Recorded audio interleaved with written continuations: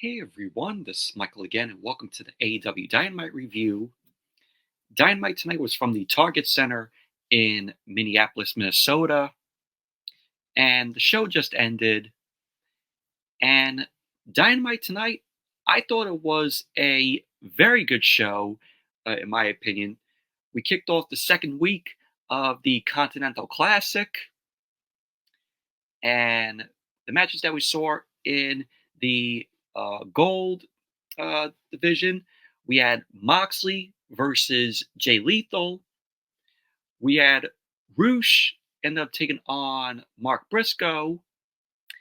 And in the main event, it was Swerve Strickland versus Jay White. So those three matches were in the gold edition of the Continental Classic. We also saw Wardlow in action. He ended up taking on AR Fox in another squash match. We had Action Andretti and Top Flight.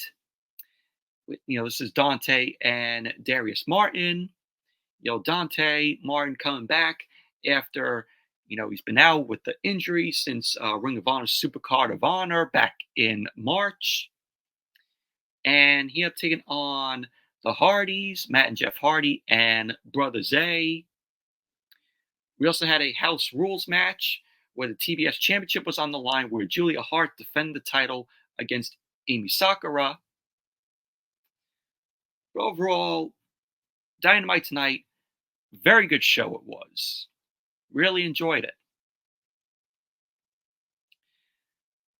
So, anyways, let's jump right into the review. Dynamite opened up tonight with the Continental Classic. This was the Gold League. This was Jon Moxley versus Jay Lethal. Now, last week, Jon Moxley ended up picking up 3 points. But this was a very good match here. Moxley and Lethal, gave it all they got in this match. But obviously, it was predictable because we all knew what the outcome was going to be for the match. But we had Jay Lethal end up looking for early advantage on Moxley. Lethal ended up taking down Moxley with a side headlock. Moxley ended up taking the fight back to Lethal. Mox ended up going for a leg lock, but Jay Lethal ended up rolling, which sent both him and Moxley out of the ring. So Lethal ended up sending Moxley into the barricade. Lethal ended up climbing on the apron. And of course, he was doing, Jeff Jarrett's strut. And with that, it ended up costing Jay Lethal, as Moxley ended up getting the upper hand. Moxley ended up sending Lethal into the barricade with a dive through the ropes. Mox then brought Lethal back into the ring. He set Lethal up in the corner. He ended up delivering some punches to Lethal. Lethal ended up fighting back, and Lethal delivered a dragon screw to Moxley, which took Moxley down to the canvas. Lethal ended up sending Moxley into the corner. So Lethal ended up hitting a knee breaker on Moxley. Lethal ended up delivering a back suplex to Moxley, and he ended up going for the cover, to which Moxley ended up kicking out. So Mox ended up headed to the apron to take a breather, but as Mox was taking a breather, he was sent into the barricade by Jay Lethal, and then Dynamite went to commercial.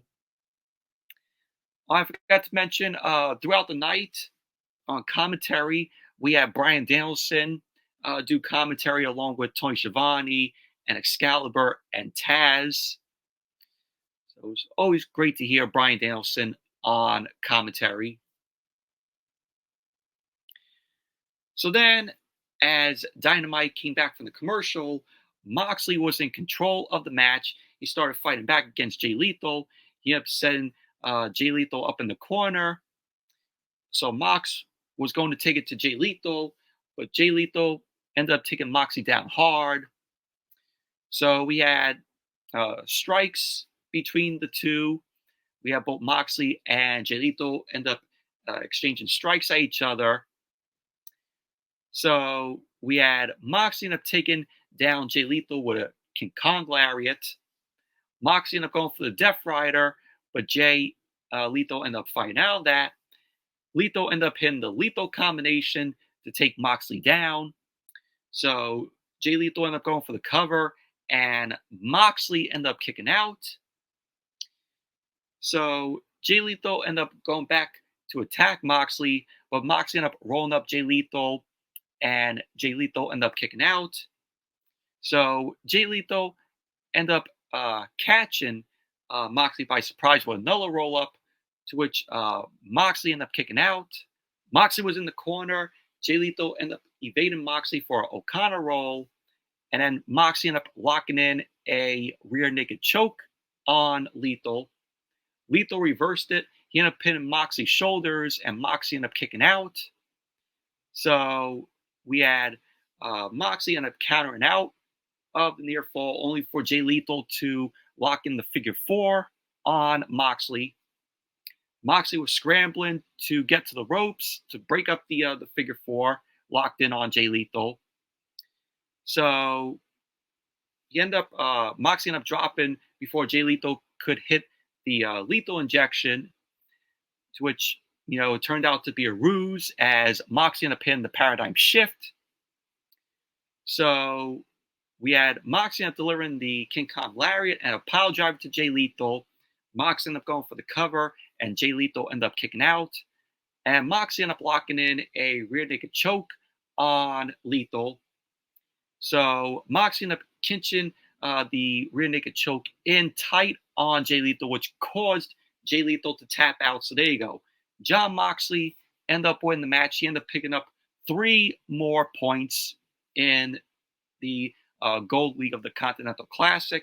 So now Moxley has 6 points. But overall, very good match this was between Moxley and Jay Lethal. Obviously, coming out of the match, we all knew that Moxley was going to win it. It was a predictable win, but very good match it was. It was a very physical matchup here.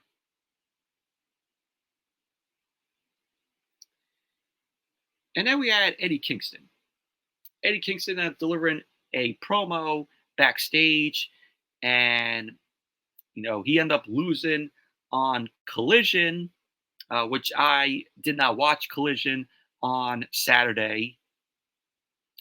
So he ended up addressing his over-arrogance heading into the Continental Classic, and he ended up reminding himself to be humble in victory and defeat, as this Saturday on Collision, he goes up against Bryan Danielson, which this, seemed to fire up Bryan Danielson on commentary, and Bryan ended up promising that he won't be humble when he goes into this tournament, because he looks to be the first AEW Triple Crown champion. So pretty much that was basically that. But it should be a good match on Saturday night at Collision. Eddie Kingston versus Bryan Danielson. So looking forward to it.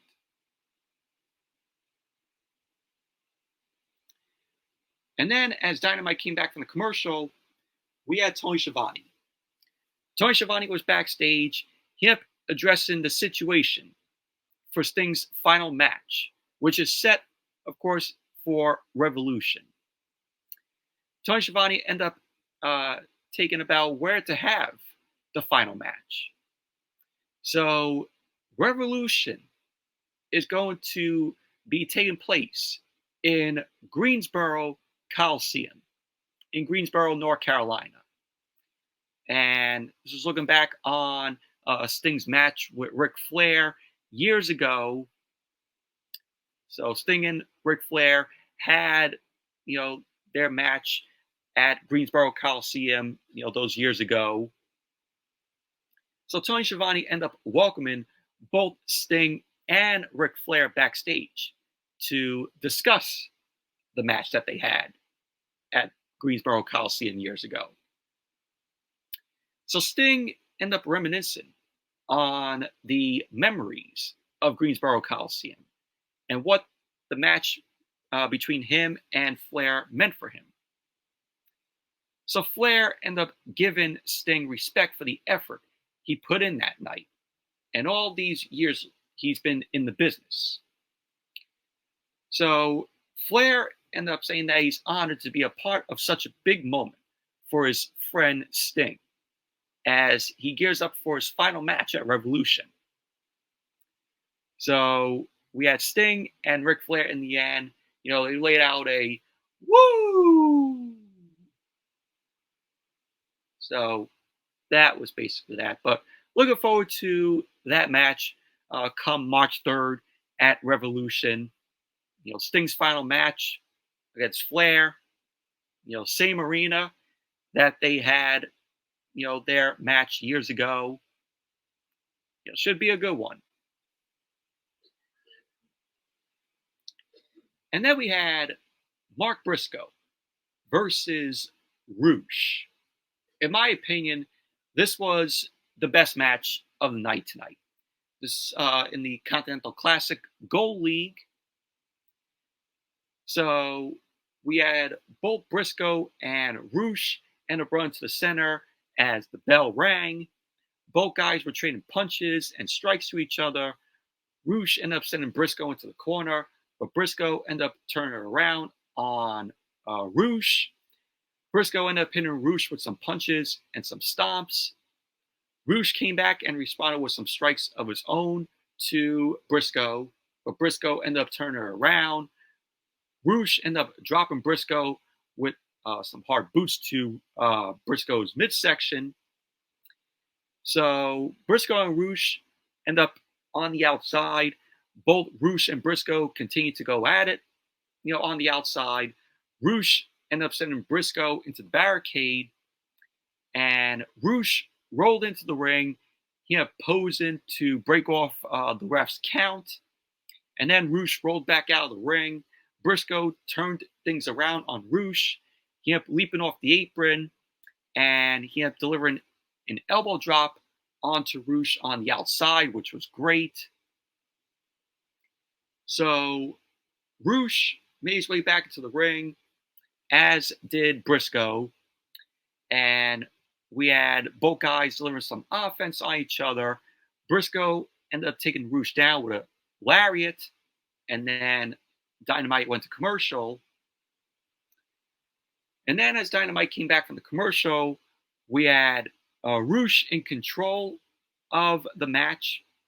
So during the picture-in-picture, Roosh ended up locking in a submission on Briscoe. Briscoe ended up making it to the bottom rope to force the submission off. So we had Briscoe and Roosh. They were exchanging strikes to each other. Roosh took Briscoe down to the canvas, and he ended up hitting the ropes. Briscoe was already back up at this point in the match. So Briscoe ended up hitting a nice exploder suplex to Roosh, but Roosh ended up sending Briscoe into the corner. So Briscoe caught Roosh with a spear, nice looking spear from Briscoe to Roosh. And then Briscoe followed up that spear with a neck breaker. So Briscoe ended up going for the cover, and Roosh ended up kicking out. Briscoe brought Roosh up to his feet, and Briscoe was exchanging holds with Roosh. He ended up dropping Roosh with an enziguri. So both guys were on the apron, and they were delivering some hard chops to each other. Briscoe delivered a stomp to Roosh.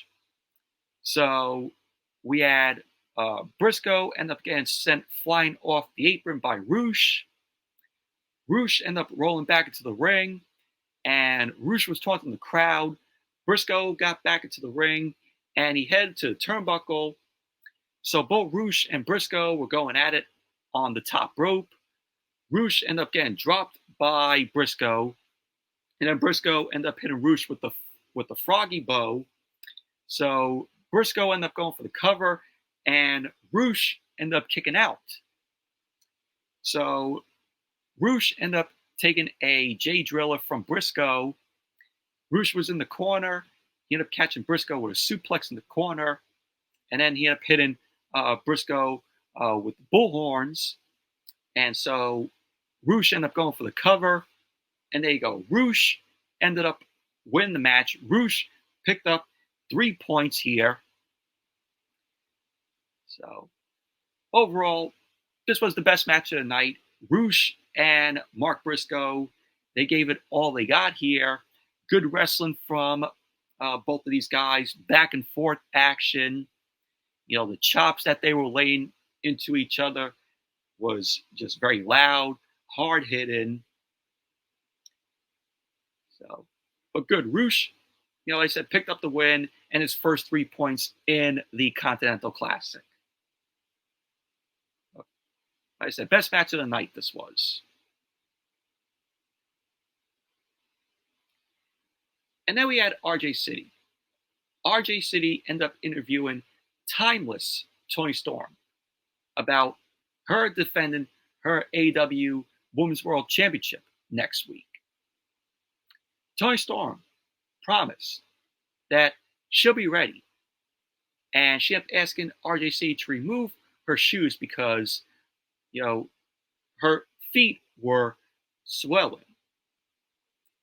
So that was basically that. You know, it's always good to see timeless Toni Storm on TV.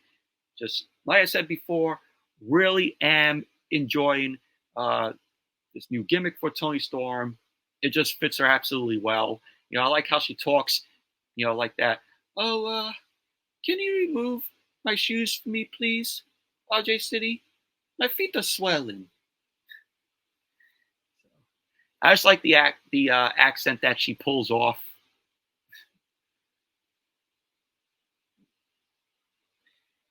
And then we had MJF. MJF ended up coming out and still had the cane in hand. And he ended up talking about Samoa Joe and his AEW World Championship match with him at World's End. MJF got on the mic. He ended up saying that he doesn't like Joe as a person, but he respects Joe as a professional. He ended up saying that Joe didn't come here to line his pockets in cash, but because of his respect for the 3 letters, and those 3 letters are AEW, which got an AEW chant from the crowd. So MJF ended up saying that he had a poster of TNA back in the day, and one face that stuck out to him on that poster was Samoa Joe. So MJF ended up saying later on in Samoa Joe's career, his talent was underutilized and that he was never a world champion in WWE. Which, you know, shockingly that, you know, MJF ended up mentioning that, you know, Samoa Joe was never world champion when he was there in WWE. Which, that was a crime. I mean, Samoa Joe should have been a world champion when he was still in WWE. I don't know how WWE missed the boat on that. But MJF ended up saying that Joe always proved that alternatives could exist in the business.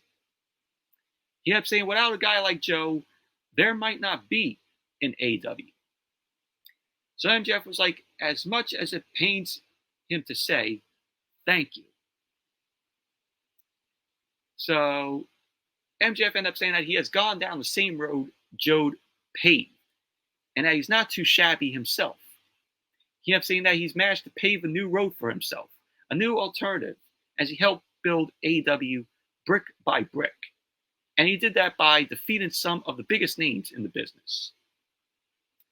So MJF ended up saying, out of all the names he's beaten, the one he considered lucky to beat, nay, survive, was Samoa Joe. So MJF ended up saying on December 30th, it's not about Joe's legacy. It's about his. So MJF ended up making a promise to everyone watching. He ended up saying that he doesn't care if his knee keeps sliding in and out, if his shoulder is weak, if Joe is King Kong or Godzilla incarnate. MJF ended up saying that he's going to show that's not about the size of the dog in the fight. It's about the size of the fight in the dog. He ended up saying that if Joe wants his AEW World Championship, he's going to put him down. So the crowd ended up cheering for MJF, and then the lights end up cutting out. And as the lights came back on, we saw the masked goons of the devil. And they end up appearing. And they end up attacking MJF.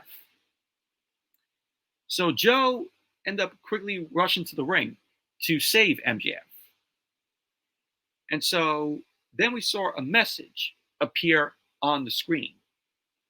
And the devil was calling MJF out, but it was just in words. And I'm saying that they've been playing games in the shadow. And then it ended up saying that if Max is a hero, if MJF is a hero, and if he and Joe can face the unknown next week in a tag team match. So MJF ended up calling this out. He ended up saying that he's not dealing with this Scooby-Doo bullshit when Joe is breathing down his neck. So MJF ended up accepting the challenge. So there you go. It's going to be MJF and Samoa Joe versus the Devil's Goons next week. Two of the Devil's Goons next week. So Tony Khan, of course, took a page out of Vince McMahon's playbook because they're going with the, Samoa Joe and MJF. Can they coexist?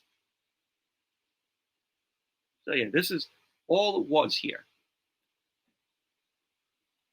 But I really enjoyed this promo from MJF here. I mean, there was a lot of heart, to it. And I like how, the Goons of the Devil rushed out there. It was a nice transition into, Samoa Joe's appearance tonight.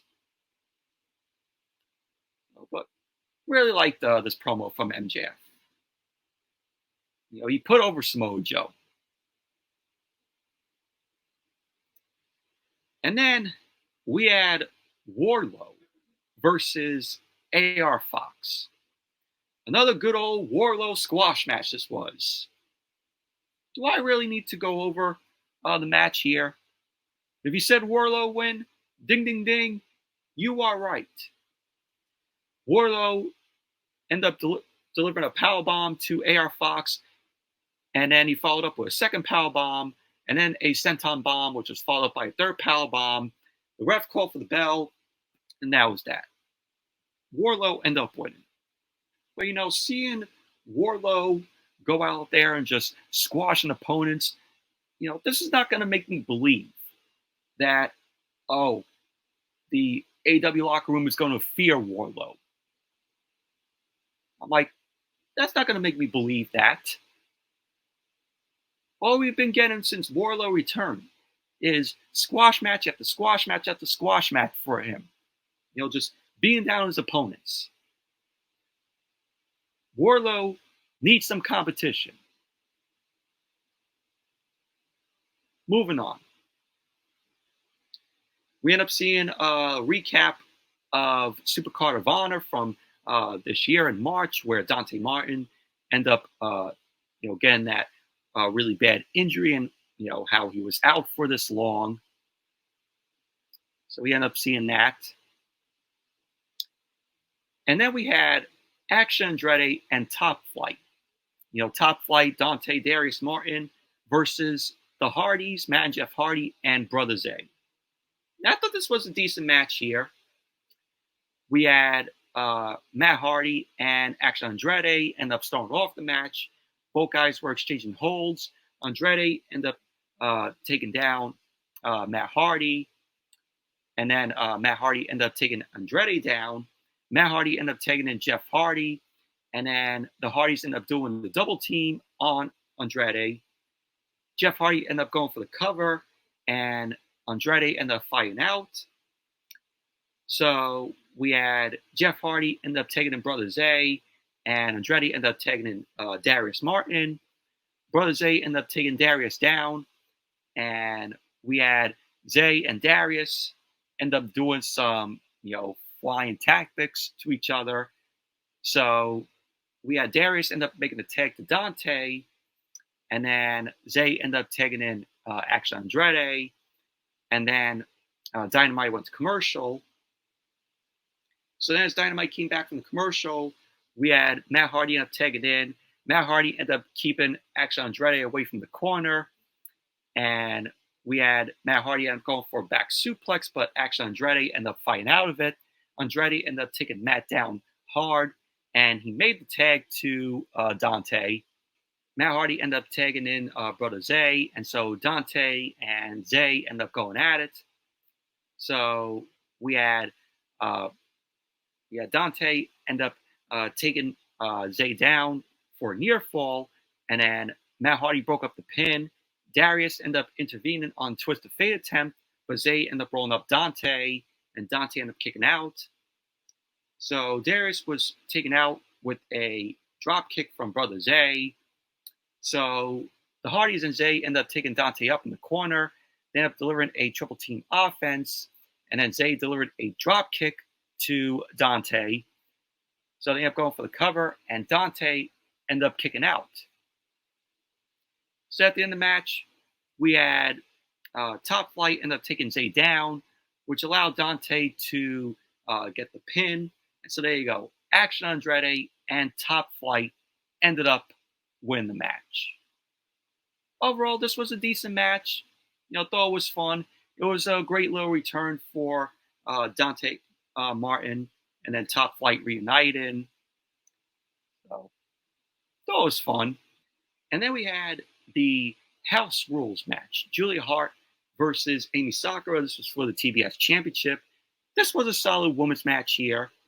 Julia Hart, she just won the TBS Championship at Full Gear. So the match ended up getting underway. We had Julia Hart and Emi Sakura going at it with each other. Sakura started delivering some chops to Julia Hart. Julia Hart ended up delivering some chops of her own to Emi Sakura. Sakura ended up taking Julia Hart down to the outside and sent her against the ring steps. So then Dynamite went to commercial, and during the picture-in-picture, Sakura stood in control through much of the picture-in-picture on Julia Hart. So Julia Hart started to fight back. So as Dynamite came back from the commercial, Emi Sakura ended up standing over Julia Hart in the corner. Julia Hart got to her feet, and we had Sakura end up dropping Julia Hart with a delayed backbreaker. Julia Hart ended up catching Sakura in a submission hold, but of course, you can't have somebody tap out because it's this House Rules match, because it's no submission. So Sakura ended up countering out of the submission. She ended up sending Julia Hart face first to the canvas.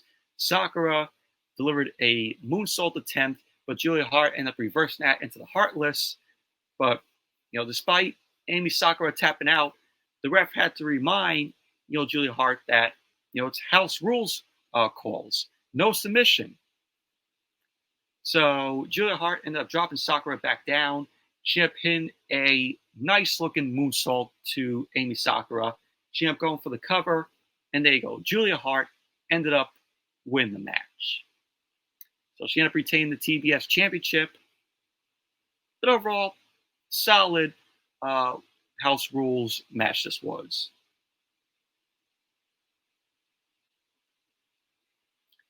And now we had RJ City. RJ City ended up interviewing Mariah May, and RJ City ended up touting Mariah May's success in Stardom, and she ended up thanking RJ City for giving her a connection to Tony Khan. So all we just saw was Mariah May stepping into Tony Khan's office, and that was that. And then we saw Christian Cage. Christian Cage headed down the ramp. He had a team of security accompany him to the ring.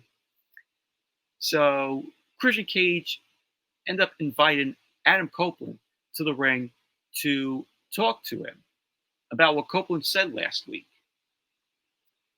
And, Christian Cage ended up making note that there seemed to be no response from Copeland to this.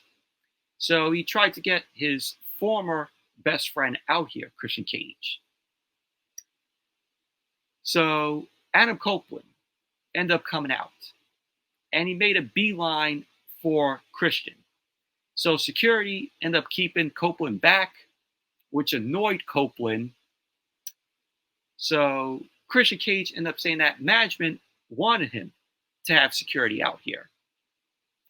So Cage ended up asking the security to vacate the ring, and that he doesn't want the security out here. So Christian Cage ended up addressing Copeland's challenge for the TNT Championship next week on Dynamite from Montreal. So Christian was like to Copeland, we're not going to make it to Montreal because he is sorry. Christian ended up saying that he knows what everyone's thinking, that he's only sorry because he's all alone after Copeland took out Killswitch, Luchasaurus, and Nick Wayne. So the fans end up calling Luchasaurus, as Christian ended up mentioning, Killswitch. So Christian Cage ended up saying that he needed to get away from it all, taking what he describes as a road trip of introspection, trying to understand how he became what he is now, and why he said such unsavory things lately. So Christian Cage ended up going into a look back on him and Copeland's career, talking about how they were going to make it, and did they ever make it? So Christian Cage ended up hyping up him and Adam Copeland as a tag team, calling them both the greatest tag team in the business. And he ended up saying that everyone knows that Copeland had a single mother, that he had no father to look up to. So Christian ended up saying that he's not saying that he's Copeland's father, but he is Copeland's brother. Christian ended up saying that he loves Copeland, that they are family. He ended up saying before Copeland's mother passed, she mentioned the two of them teaming one more time. And Christian ended up thoughting about it. He ended up saying to Copeland, let's do this for her. Christian ended up essentially agreeing to what Copeland wanted from the beginning, saying they should team up one more time, and to do it for Copeland's mother, Julie. And this ended up leaving Copeland to really think about things. And then Christian tried to nail Copeland with the TNT Championship. Copeland ended up catching Christian, and he ended up dropping Christian with a low blow. And then Copeland got on the mic, ended up saying, nice try. Copeland ended up telling Christian to shine the TNT Championship up real nice and sleep with it if he wants, because the title is coming home with him next week. And then Copeland ended up telling Christian, go fuck yourself. So that is what Christian Cage ended up saying to Copeland, a few weeks back. And that was basically how the segment ended. But really love this segment between Christian Cage and Adam Copeland. This set up, of course, hype for their match next week on Dynamite, which is going to be in Montreal. So, but really enjoyed this segment. Main event, Swerve Strickland versus Jay White. Both guys end up picking up 3 points, last week in, the Continental Classic, part of their Gold League. So the winner will get, 6 points here. But this was a very good match here between Swerve and Jay White. Of course, you had Prince Nana accompany Swerve out there when he came out. Prince Nana, of course, had a crutch in hand. So both guys end up locking up. we had, Swerve being sent into the corner by Jay White. So we had Jay end up sending Swerve into the barricade on the outside. Swerve ended up sending Jay White into the barricade, and Swerve ended up breaking up the count because the ref was counting.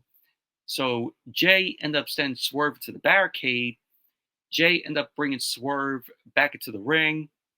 Jay White ended up sending Swerve into the corner, started delivering some strikes to Swerve. So Swerve ended up coming back, and he ended up delivering a boot to Jay White. So we have both guys end up fighting to the outside again. So both Swerve and Jay White started going at it. Swerve ended up sending Jay White over the barricade into the crowd. And then Swerve ended up bringing Jay White back toward ringside, started pounding him down some more. Swerve ended up bringing Jay White back into the ring, and Jay White ended up catching Swerve by driving Swerve into the canvas. And then Dynamite went to commercial. Then when Dynamite came back from the commercial, Jay White was in control of the match. He ended up catching in a submission on Swerve. Swerve started to fight to his feet, but Jay White ended up dropping Swerve by pulling on his hair. Swerve started to get back up, and then we had Jay White end up delivering a Saito suplex onto Swerve, which sent him right back to the canvas. So Jay White ended up going for the cover, and Swerve ended up kicking out. Swerve got back to his feet. He ended up going after Jay White with some offense. He ended up delivering a flatliner to Jay White, and then Swerve ended up delivering the vertical suplex to Jay White. He ended up going for the cover, and then Jay White ended up kicking out. Swerve got to his feet. He brought Jay White up. He ended up taking Jay White down, and then Jay White ended up reversing. He ended up hitting a German suplex to Swerve, and then we had Swerve end up delivering a discus lariat to Jay White. So both guys went crumbling to the canvas. Both men slowly got to their feet. They were exchanging strikes to each other. Jay White ended up getting sent down by Swerve. Jay White ended up getting to his feet. He ended up turning things around with a Uranagi on Swerve. Swerve ended up slowly getting to his feet. And then Jay White ended up bringing Swerve back down with an armbar, but Swerve ended up fighting out of it. Swerve ended up looking to snap Jay White's arm back. He ended up connecting with a kill shot to Jay White. So Swerve ended up bringing Jay White to his feet. He was only to be sent to the corner by Jay White, but Jay White ended up stopping himself. He was looking for a low blow to Swerve Strickland, but couldn't get it. So Swerve ended up kicking Jay White down. He ended up setting up on the top turnbuckle. So Swerve ended up leaping for a Swerve Stomp, to which he did on Jay White. He ended up going for the cover, and Jay White ended up kicking out. So Swerve ended up bringing Jay White back to his feet. Jay White ended up trying to fight out, and he ended up hitting a Blade Runner to Swerve.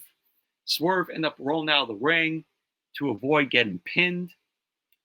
So we had Swerve able to fight back on Jay White. He ended up going for the cover, and then Jay White ended up kicking out. Jay White ended up fighting off a JML driver from Swerve. So at the end of the match, we had Swerve end up getting hit with a sleeper suplex to Jay White, or from Jay White, but Swerve ended up rolling Jay White up. He ended up keeping him down, and so there you go. Swerve Strickland ended up winning the match, and Swerve has now 6 points in the Gold League for the Continental Classic. So post-match, Swerve celebrated on the ramp, and we got an updated look at the standings of the Continental Classic. And pretty much that was basically how Dynamite went off the air. Overall, this was a very good match between Jay White and Swerve Strickland. Back and forth between the both of them. Good wrestling from both Swerve and Jay White here. But overall, Dynamite, very enjoyable show tonight. Good show. But anyways, that's it for the Dynamite review. Thank you all for watching. Hope you all enjoyed this review. Definitely give the video a thumbs up, comment, subscribe, and I will see you all on Friday for SmackDown. So, see you all then.